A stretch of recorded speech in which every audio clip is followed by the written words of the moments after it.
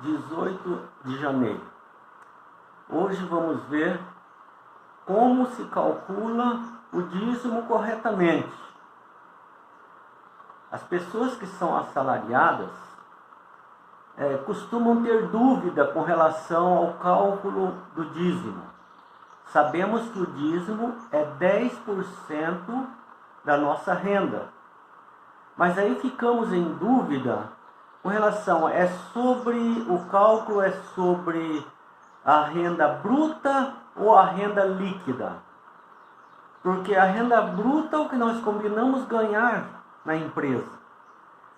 E a líquida é aquela que já vem descontado várias coisas. Então é menor. Então eu calculo sobre a renda bruta, que é maior, ou a renda líquida, que é menor. Então nós devemos usar a coerência. Porque o princípio do dízimo é o seguinte: tudo que aumenta a sua renda, que traz um benefício para você, é uma bênção de Deus. E, logicamente, tem um custo. Então, tudo que você recebe, você tem que excluir aquilo que não traz nenhum benefício para você. Por exemplo,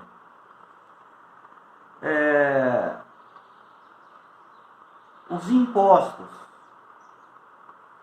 Imposto de renda, ICMS, IPI, ISS,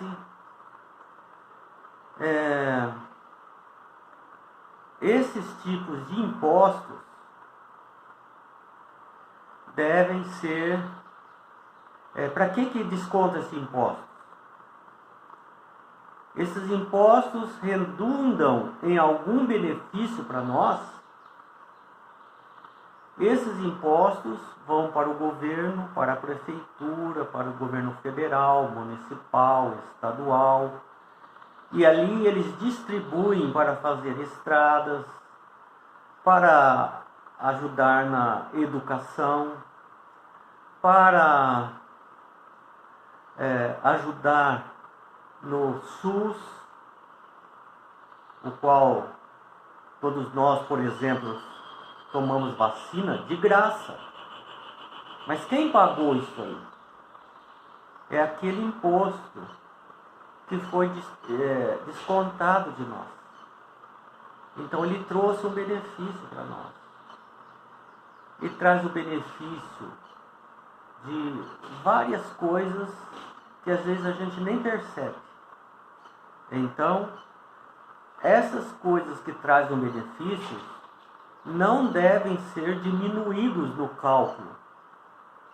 Embora seja diminuído no salário, mas aquilo ali, ele vai trazer um benefício para nós. É uma bênção de Deus também. Agora, se você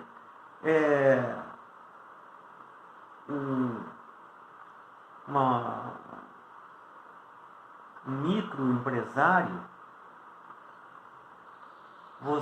ou empresário grande, você tem, por exemplo, um funcionário. Todas as despesas desse funcionário devem ser abatidas. Se você gasta gasolina para ganhar aquela renda, deve ser abatida. Se você gasta com aluguel, deve ser abatido. Se você gasta com tanta coisa, deve ser abatido. Enfim, só vai ficar o lucro líquido. Agora, muitos impostos são compensados. Mas aquele imposto que não é compensado, esse você não pode tirar. Certo? Porque ele vai trazer um benefício para você. Foi feita uma pesquisa e foi revelado que a maioria dos adventistas do sétimo dia devolve o dízimo da renda bruta. Porque às vezes é um medo de errar, né? Será que eu vou roubar a Deus, por exemplo, nesse seguro-desemprego, né, que está aqui, nesse sindicato que está descontando? Enfim, tudo isso ele vai trazer um benefício para você.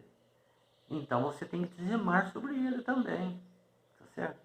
Mas os adventistas, no geral, eu também faço isso, eu faço o dízimo, conta do dízimo pela renda bruta.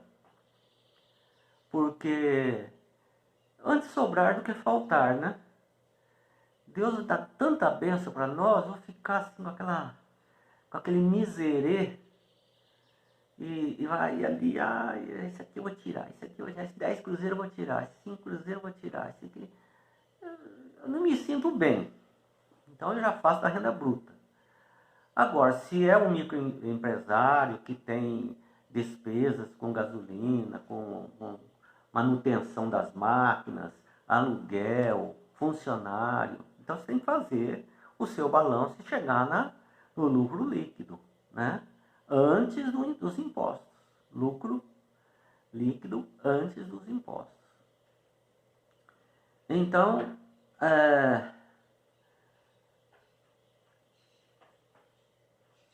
em 1 Reis 17, 9 e 16, dá um exemplo interessante aqui.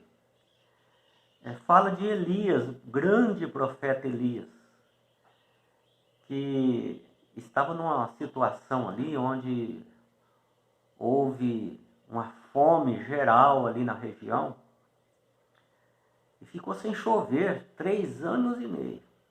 Então estava acabando água, estava comida, os animais morriam, os povos,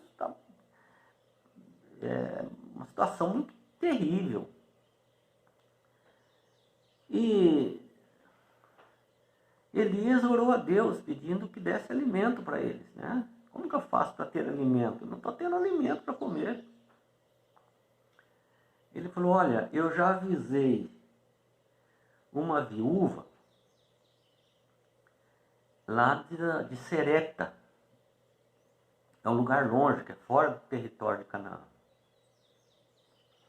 Você vai lá, eu já falei com ela.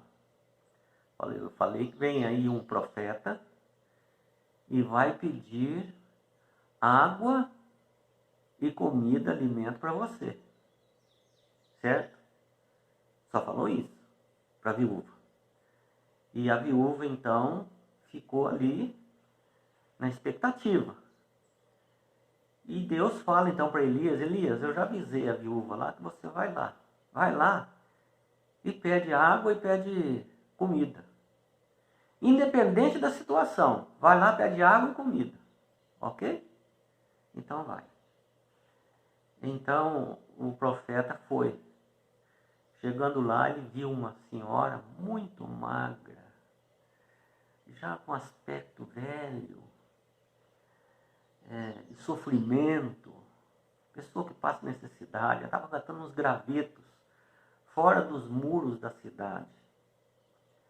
E ali então o profeta chegou e disse, boa tarde, eu vim aqui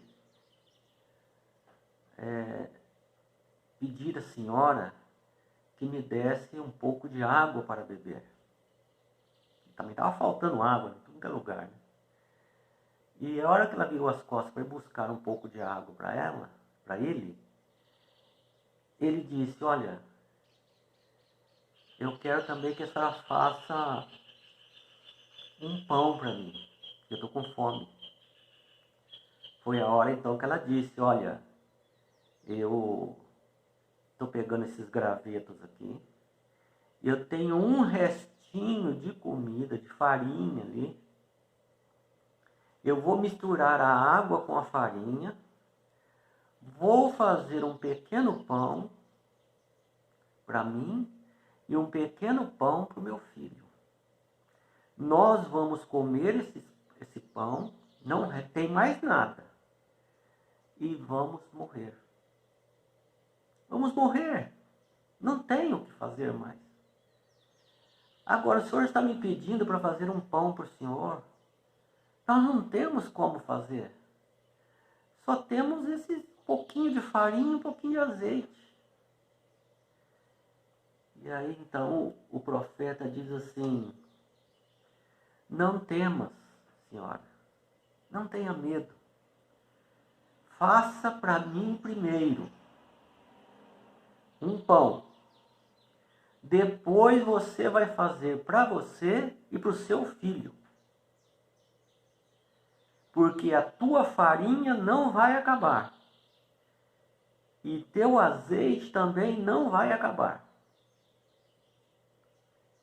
E ela se lembrou do sonho que ela teve, onde Deus falou para ela que o profeta viria. Então a viúva de Serepta foi informada pelo Senhor que um homem de Deus estava vindo para visitá-la. E ele disse: faça um pãozinho com o que você tem para mim primeiro. Traga agora para mim. 1 Reis 17, 13 e 14. Será que isso seria egoísmo da parte daquele homem? E veja que ele não estava magro, não. Ele tinha sido alimentado por Deus com o rio que passava ali, na cidade que ele estava, em Canaã, e os passarinhos traziam pão e carne todo dia para ele. Ele possivelmente estava gordo, forte, sacudido. E a mulher estava magrinha. Seria egoísmo da parte dele? Ou ele estava simplesmente testando a fé daquela mulher? Ou permitindo que ela exercesse a sua fé? Às vezes Deus permite que nós exercemos a nossa fé. Por isso que nos deixa chegar em tal situação. Ou situação A ou B. Então, todas as coisas colaboram para o bem daqueles que amam a Deus. Nunca devemos esquecer isso.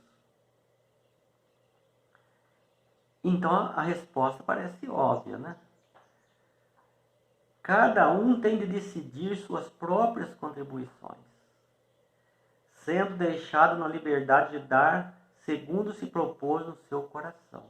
Testemunhos para a Igreja, volume 4, página 405. Com relação à oferta, você tem que fazer conforme o seu coração, com alegria. E aquela viúva fez então o pão para Elias. Ele comeu e falou: agora você vai ter azeite e farinha até passar essa sede. A sua vasilha não vai secar mais. Você pode ir gastando à vontade, não vai faltar mais, porque você teve fé. Assim também é o dízimo. O dízimo é da mesma forma. Às vezes você ganha um salário mínimo, a situação está apertada, você conta até as moedas. Mas Deus, que é o dono de tudo, chega: eu quero meus 10%. Faço questão de 10%. Não é 9 nem 11, eu quero 10%. Por que Deus vai querer 10% de quem ganha um salário mínimo e está contando até as moedas? Para que nós possamos exercer a nossa fé.